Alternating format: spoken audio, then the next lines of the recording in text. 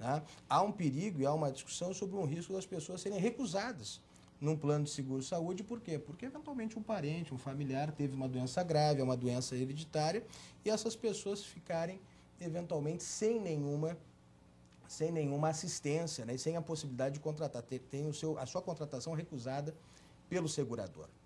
Essa questão que surge aqui no uso para efeito da contratação do empregado pelo empregador, me parece também se colocar um pouco nessa linha, ou seja, né, seria uma espécie de exercício, num primeiro olhar, vamos dizer assim, de um exercício disfuncional, né, da razão pela qual, da finalidade para a qual se constituem esses bancos de dados, que é justamente para avaliar, né, o histórico de crédito, ou seja, a adimplência nas relações negociais, de mercado, né, de consumo das pessoas de um modo geral. A inscrição no SPC ou Serasa equivale, né, a dizer que eventualmente não são bons pagadores ou são maus pagadores, representando mais ou menos risco para aqueles com quem contratam, né, com quem mantêm relações de consumo. Causando uma distorção. Causando uma distorção. Eu acho que esse é o ponto, né? É um uso disfuncional desse instrumento, que é um instrumento importante da economia. Desembargador Alexandre Corrêa da Cruz. É um prazer estar aqui nesse programa. Saúdo aos demais colegas. Esse é um tema realmente importante porque ele envolve a discussão entre os limites do público e do privado. E, como já foi dito pelos que me antecederam, as premissas fáticas dessa discussão envolvem uma ação civil pública ajuizada pelo Ministério Público do Trabalho, e esta decisão é uma decisão do Tribunal Superior do Trabalho, que não conhece, né, do recurso interposto pelo Ministério Público do Trabalho, mas faz uma análise afastando no entendimento daquela turma do Tribunal Superior do Trabalho, afastando a ilegalidade e a inconstitucionalidade. Eu não posso falar em nome do Poder Judiciário, né? Eu falo meu nome, né, que eu entendo da matéria, mas posso até dizer que se trata de uma decisão isolada, pelo conhecimento que tenho, conversa com outros magistrados, o entendimento mais comum acerca da matéria é de que se trata de uma violação à intimidade dos trabalhadores, essa pesquisa, esse exame prévio no Serasa ou em outros bancos de dados, que, como até já foi dito aqui, não são sequer confiáveis. Existem demandas que atestam a ausência de confiabilidade nesses dados. E, de certo lado, é uma decisão que ela traz novamente a discussão, a baila, e para algumas empresas, essas empresas podem se sentir autorizadas a continuar esse procedimento. Então, entendo que devemos voltar a discutir isso. Provavelmente o Ministério Público do Trabalho irá recorrer ao Supremo Tribunal Federal e teremos uma manifestação do Supremo Tribunal Federal acerca da matéria. Já antecipo, né, que entendo que as empresas não podem utilizar desses procedimentos, que elas violam não só a Constituição, violam dispositivos do Código Civil, violam uma lei antidiscriminação que nós temos de 95 e, inclusive, a Convenção da OIT, número 111, que trata da proibição à discriminação. O Tribunal Regional do Trabalho de Sergipe tomou como suporte o fato de os concursos públicos fazerem rigorosa seleção, investigação sobre a ficha dos candidatos. Não é o caso, né? Ou é? Não, entendo que não seja o caso, justamente porque ali nós estamos tratando de uma seleção pública, de um concurso que tem, digamos assim, todo um regramento específico, através de edital, enfim, e que o que nos remete a essa questão da decisão do Tribunal do Trabalho é justamente esta relação do banco de dados, né, da possibilidade do acesso a essas informações, porque nós sabemos que, para o consumidor, de modo particular, Hoje há, digamos assim, todo um monitoramento por parte do mundo empresarial, do mercado, digamos assim, há um conjunto de informações e cada vez maiores, cada vez mais robustas, que não buscam apenas conhecer o perfil de bom ou mau pagador daquele consumidor, mas buscam, inclusive, buscar desse banco de dados como agir no mercado também, como agir para ter, digamos, a expansão do seu estabelecimento.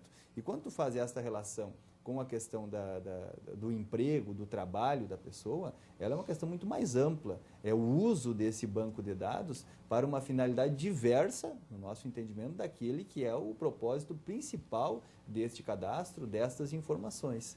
E nos preocupa porque, efetivamente, a partir desse momento, e por mais que eu também tenha esse entendimento de que seja uma decisão contrária à própria jurisprudência, às próprias decisões do tribunal, ela, de certa forma, ela dá um fôlego para todos aqueles que operam esse tipo de mecanismo. Ela, de certa forma, autoriza, mesmo que implicitamente, que essa prática possa ser reiterada. E não só esta, como outras práticas que também são tomadas tanto no mercado de trabalho quanto no mercado de consumo e que efetivamente, né, como o próprio Código de Defesa do Consumidor diz, torna cada vez mais vulnerável este consumidor, este trabalhador, perante ao empregador, perante ao empresário. Então, é uma questão que precisa ser reformulada.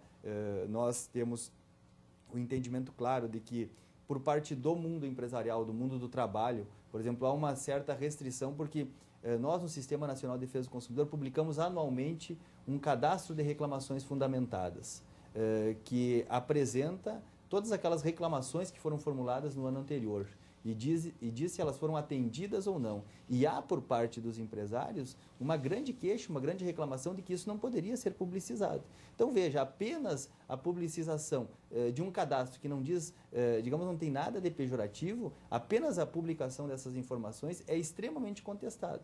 E a lógica inversa também deve ser aplicada, porque no momento em que tu permite ou que tu, digamos, age operando dentro de um cadastro que a finalidade é totalmente discrepante daquilo que nós entendemos que seja hoje.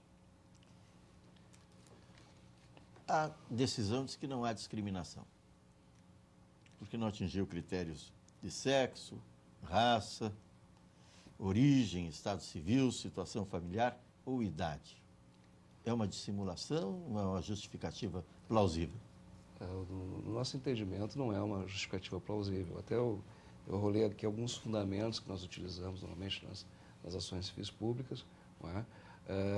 Primeiro, a Constituição prevê quaisquer formas de discriminação.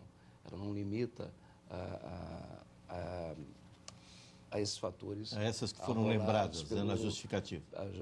Arrolados pelo Tribunal de Sergipe e mantidos, infelizmente, pela segunda turma do TST. Né? Alguns dos fundamentos, e aí vai também buscando complementar, se é possível, a resposta do doutor Aquino, né? Mas alguns dos fundamentos que nós utilizamos, a questão da legalidade. Né? A Constituição consagra o princípio do livre exercício profissional, estabelecendo que somente por lei podem ser instituídos requisitos para o exercício de qualquer trabalho, ofício ou profissão. No caso, os fundamentos do tribunal, quando se referem, por exemplo, ao concurso público do próprio Ministério Público, não é? Existem disposições específicas. No caso dos trabalhadores, não é? Normalmente não há disposições a respeito da limitação ao emprego.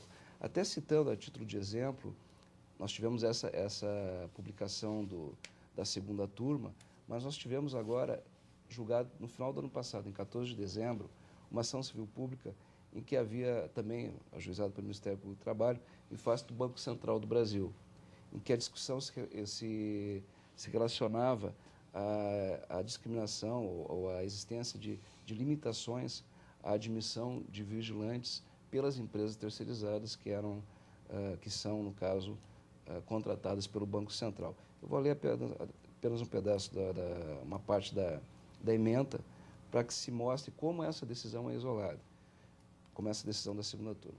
Para que se confira a validade de discriminação perpetrada, necessária a comprovação de que o fator adotado como critério de desigualdade tenha relação com a finalidade a ser alcançada com a lei, ou, no caso, com o edital de licitação. Não pode haver eleição de critérios de discriminação que não guarde nenhum tipo de relação com a finalidade buscada pelo setor público, em caso, a contratação de serviços de vigilância. No caso concreto, a situação financeira do empregado vigilante não tem vinculação com o serviço a ser prestado. Tampouco atesta a idoneidade do empregado, o que demonstra se tratar de eleição de fator arbitrário para a seleção dos vigilantes a serem contratados. E aqui segue. Só no final, até porque é importante ressaltar a questão da legalidade. Da exegese da Lei 7.102/83, que disciplina a função de vigilante, não se constata a previsão de restrição ao seu exercício, no caso de débito registrado no Serviço de Proteção ao Crédito, recurso de revista que se conhece da provimento. Então, isso aqui é apenas uma das decisões que nós temos favoráveis à tese do Ministério Público, e favoráveis aos interesses do trabalhador. Um segundo argumento nosso é que, na realidade social brasileira, endividamento e inadimplência consubstanciam a realidade de expressiva parcela da população. No caso do acórdão do TRT sergipano, foi colocado que aquelas condutas que implicariam em endividamento e na inscrição do cadastro no Serasa SPC seriam condutas que se desviariam da normalidade. Não é o que a gente vê. Não é o que a gente vê. São muitos e diversificados motivos que podem levar alguém a uma situação de inadimplência. Eu até agora estava vindo para cá, estava escutando no rádio uma negociação do governo do Estado com o governo federal a respeito de dívida pública. Nós temos o Estado como um todo, município, Estado, União até também, mas também a União como devedores contumazes. Nós temos o infeliz exemplo dos precatórios. Precatórios são clássicos. O que é o Estado do Rio Grande do Sul aqui, na Justiça do Trabalho? Há anos que não há pagamento de precatórios, agora até foi retomado, desde dos 2 anos para cá. Mas continua havendo precatórios de 10, 12 anos sem pagamento. Então, o próprio Estado é um devedor contumaz. Um outro argumento seria, e sem falar, até eu tive um exemplo pessoal que infelizmente foi comigo, que muitas vezes nós ingressamos nesses cadastros sem termos qualquer dívida, por erro da instituição bancária ou de instituições de crédito. Isso, infelizmente, até eu estou colocando como exemplo próprio que aconteceu e que acabei me incomodando. Então, com base nisso, eu não poderia, talvez, se não no Ministério Público, procurar emprego. Outra coisa, outro fator importante, que essa postura desses tribunais atenta contra o princípio da isonomia. Por quê? Porque não há só devedores formais, ou seja, aqueles devedores que estão, entre aspas, negativados em cadastros de inadimplentes, mas há também os informais, aqueles sujeitos a honrar empréstimos perante os chamados agiotas. Então, nesse caso, se concederia um tratamento distinto, porque aqueles agiotas, aqueles que devem para agiotas, não estão, no caso... Não estão incluídos nisso que é rigorosamente um limitador ao acesso ao trabalho. Limitador, que demonstra todo o procedimento discriminatório que se tem nessa... Voltaremos a falar sobre isso no segundo momento do Democracia, aqui pela TV Assembleia, quando estamos tratando do limite entre o legal e o privado.